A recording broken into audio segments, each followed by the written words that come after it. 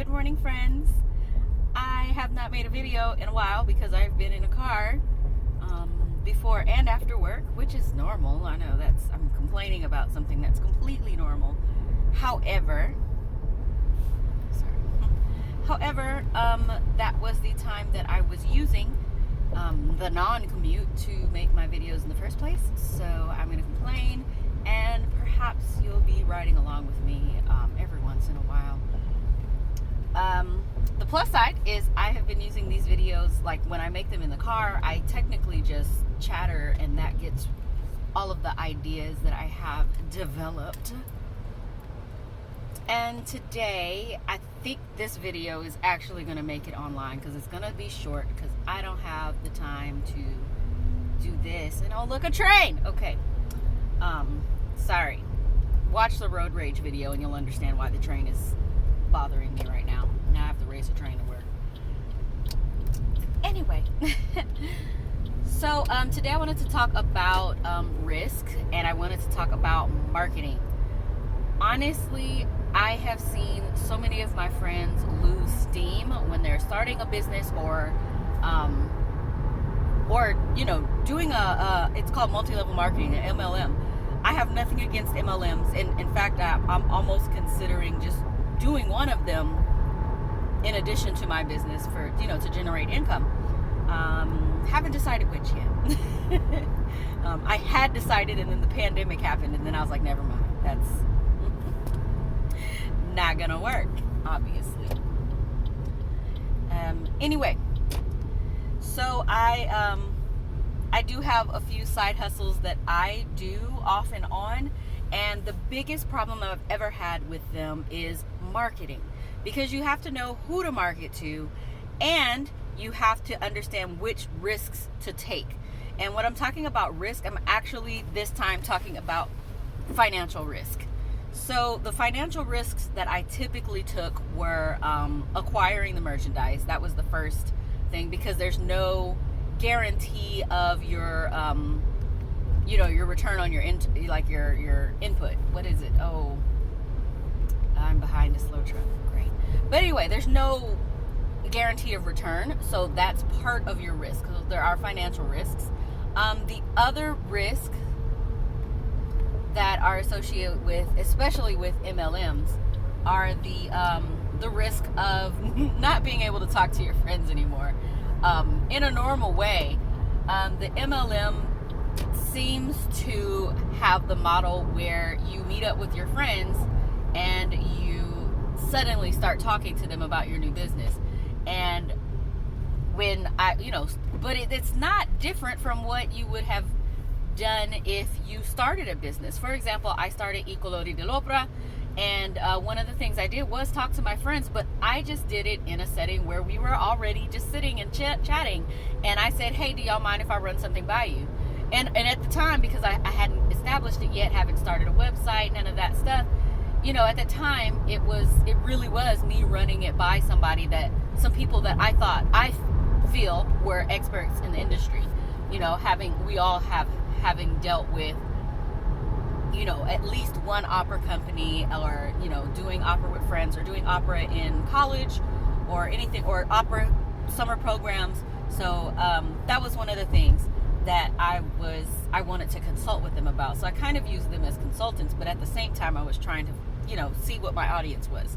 So the risk with the multi-level marketing is that when you're talking to your friends now, they're not going to know if you're talking about some marketing, some job that you're wanting to start, or are starting, or doing well in it. And your first pool is always your friends. But that's with any sales job. So I just, I understand why people are irked by multi-level marketing, because part of supporting your friends is them asking you if you'd like to join them, and people don't like to say no. I don't have a problem saying no. You can ask anybody. They're just like, Erin, would you like to help me sell? And I'm like, you know what? I think you're doing a really good job with this. And I'm just going to stick with being a consumer. And I hope you're okay with that. Okay, well, I'll ask you in a few months. And in a few months, it'll be no. So I think that's the risk associated with starting a business with your friends, because your friends are going to be your first pool that are going to support you. but you need to branch out from your friends after that. And so that's why I wanted to talk about marketing, because the most important thing I have ever done when it comes to a business is to post on Instagram. And I'm talking about like social media marketing. Old school flyers are not the thing, you know. So your marketing is going to be everywhere that you network, and your Instagram and your Facebook, if you have Twitter. I mean, just post. You're posting. You don't even have to have anything to sell, but leading up to you starting this business, you need to be posting stuff. Post. And basically you have to get out of your comfort zone, because eventually your friends, some of your friends are not going to be patrons of your business. They'll support you because they like you, because they love you. But honestly, I colori dell'opera is only my opera friends. And I can't just keep using my same friends in the opera, you know, like, and so you have to market. You have to come up with a marketing plan. So,